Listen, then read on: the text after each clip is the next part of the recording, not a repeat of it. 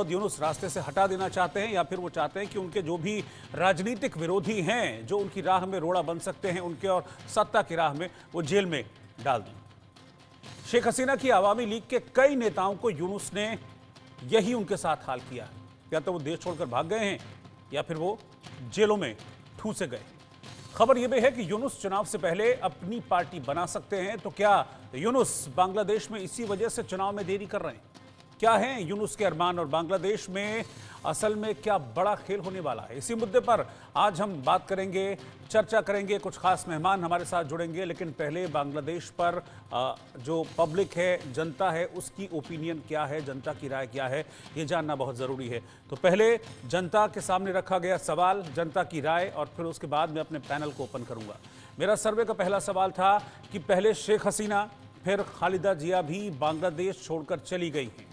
किसके लिए सत्ता की राह आसान हो गई है? 28% लोगों ने कहा मोहम्मद यूनुस के लिए, 13% लोगों ने कहा आर्मी चीफ वकारुज्जमा के लिए, 54% लोगों ने कहा कट्टरपंथी जमात के लिए। लेकिन यहां एक चीज आपको बताना बहुत जरूरी है कि जो कट्टरपंथी जमात और ये मोहम्मद यूनुस जो हैं, ये एक ही हैं, और ये एक बार नहीं बार बार जाहिर होता है। तो वो 54% और 28% उन दोनों को जोड़ लीजिए तो ये एक साथ हैं। 5% लोगों ने इस पर अपनी राय जाहिर नहीं की है। अगला सवाल मैं लूं उससे पहले मैं अपने पैनल को इंट्रोड्यूस कर देता हूं। मेरे साथ इस वक्त पैनल में wing commander retired Praful Bakshi ji, senior defence expert साथ में हैं। मेरे साथ lieutenant colonel retired JS Sodhi, senior defence expert. Sir, आपका भी स्वागत है। और मेरे साथ हरिमोहन कौशिक जी, जो कि फॉरेन अफेयर एक्सपर्ट हैं, वो भी जुड़ गए हैं। आप तीनों का बहुत बहुत स्वागत है। लेकिन सबसे पहले बख्शी सर, मैं आपके पास आना चाह रहा हूँ कि क्या मोहम्मद यूनुस, कहते हैं ना कि एक जाल द ट्रैप, एक फिल्म भी आई थी, कोई ट्रैप तैयार कर रहे हैं क्या? पहले शेख हसीना भागती हैं देश छोड़कर, उनको इस तरह की परिस्थितियां पैदा कर दी जाती हैं कि उनको जाना पड़ता है। अब खालिदा जिया भी वहां से चली गई हैं। हालांकि जो सामने वाली चीज़ है वो तो ये कह रहे हैं कि इलाज कराने गई हैं, लेकिन बहुत लोगों का मानना है कि ये सिर्फ आई वॉश है। बांग्लादेश में उनके अगेंस्ट भी कई केसेज हैं, और पिछले दिनों BNP और यूनुस के रिश्तों में कुछ तल्खी भी देखी गई। तो क्या रास्ता साफ हो गया है मोहम्मद यूनुस का? थैंक यू वेरी मच आप अपने चैनल में बुलाने के लिए। और ये जो मुद्दा चल रहा है बांग्लादेश का जी, ये एब्सोल्युटली क्लियर है कि खालिदा जिया का बेटा जो है वो भी बाहर एग्जाइल में है। जो BNP पार्टी का, जो उनकी पार्टी का हेड है था, और वहाँ एग्जाइल से काम कर रहा है। अब पहले तो यूनुस ने सोचा कि उसका सहारा लेकर और खालिदा जिया को अलग करके वो शेख हसीना को अलग करके वो ऊपर उठ सकता है। पर अब ये लग रहा है कि आर्मी चीफ, जिसको कि आप नजरअंदाज कर रहे हैं, वो पीछे से अपना जो he is calling the shots, अब वो अपनी छवि बिल्कुल एक मॉडरेट छवि दिखा रहा है, बट एक्चुअली वो सारा कंट्रोल कर रहा है। मोहम्मद यूनुस उसके बूते पे उठ रहा है, क्योंकि मोहम्मद यूनुस की अदर से कोई आस्था नहीं थी। ओनली थिंग बिकॉज आर्मी का थोड़ा सपोर्ट आ रहा है, इसलिए वो उठ रहा है। क्योंकि शेख हसीना को निकालना था, बाहर की जो पार्टियां आ रही हैं, जो अमेरिकन इन्फ्लुएंस था, वो सारा का सारा ठीक है।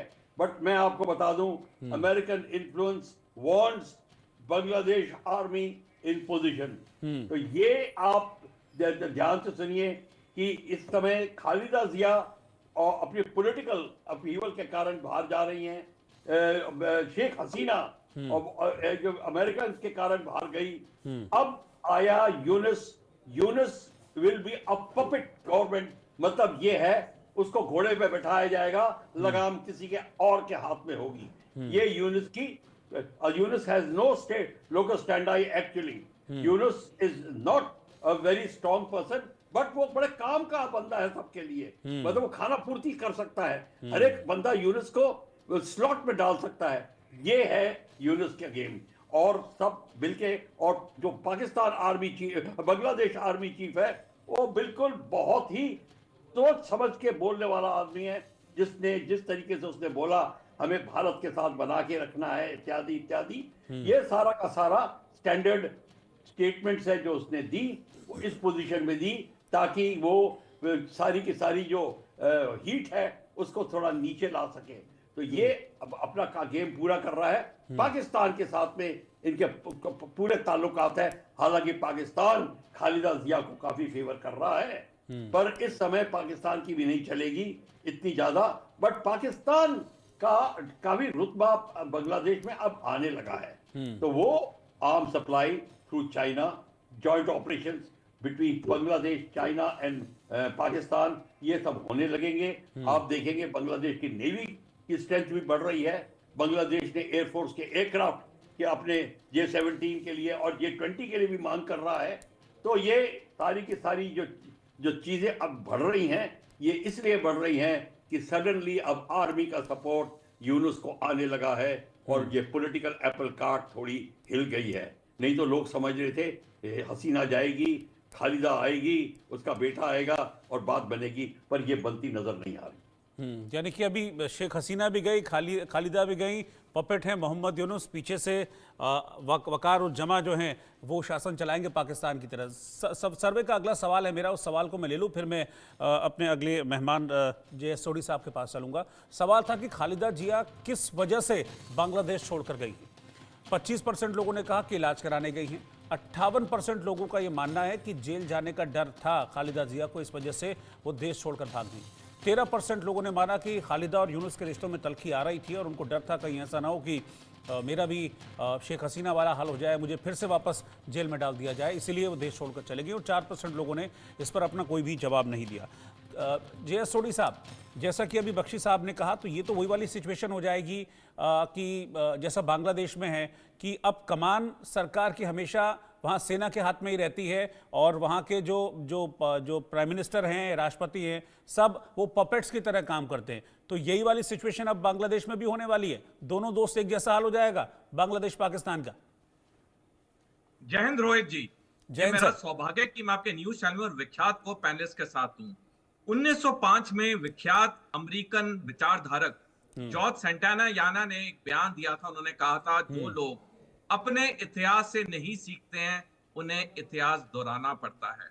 15 साल के शासनकाल के बाद शेख हसीना को पिछले साल 45 मिनट में अपने देश से भागना पड़ा, क्योंकि उनके ऊपर बड़े गंभीर आरोप थे, जो कि काफी हद तक सच भी थे, कि उन्होंने लोकतंत्र को बांग्लादेश में बहाल नहीं होने दिया। उन्होंने जो भी चुनाव कराए वो सारे रिग्ड थे, और यही चीज अब मोहम्मद यूनुस कर रहे हैं।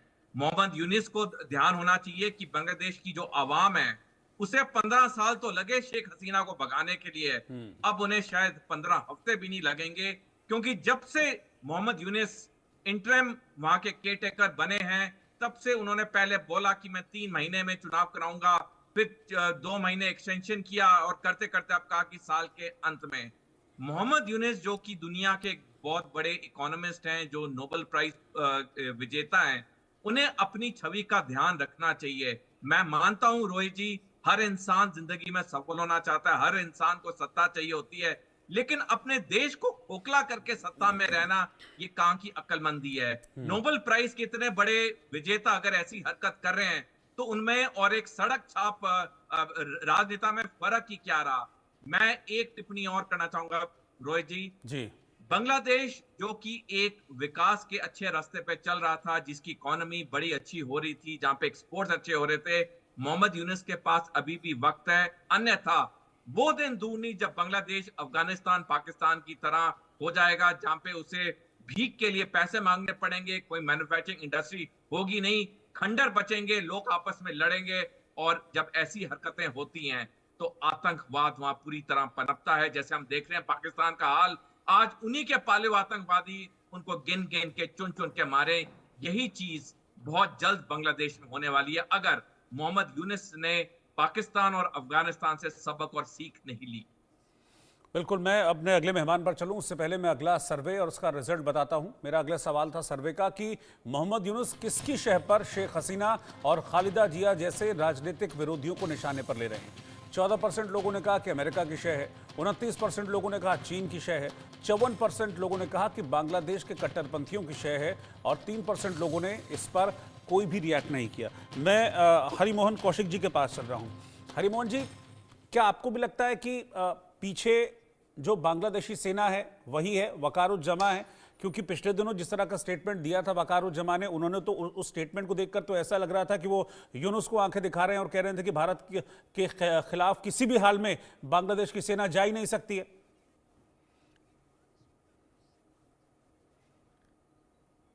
सर आप अनम्यूट कर लीजिए प्लीज खुद को।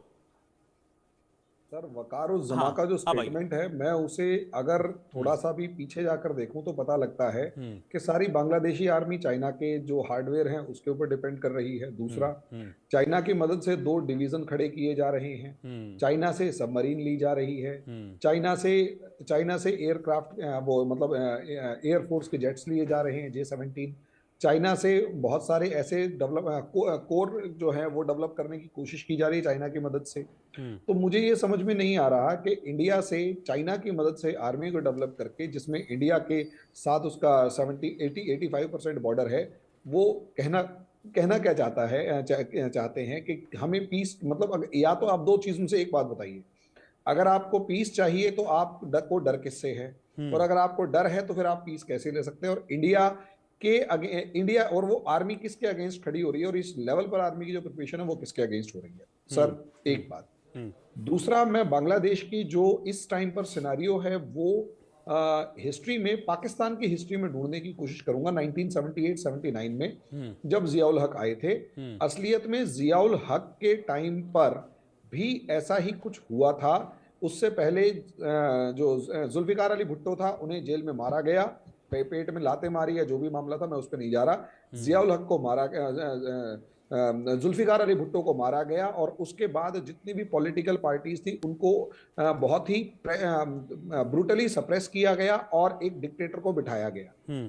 वहां उस डिक्टेटर ने हाईली, मतलब पूरी की पूरी पाकिस्तानी सोसाइटी को हाईली रेडिकलाइज किया इस्लाम के नाम पर। नतीजा उसका ये हुआ कि चलते फिरते, जिसे कहते हैं कि चलते फिरते टेररिस्ट वहां पर बनते हुए नजर आए। और यही रीजन है कि पाकिस्तान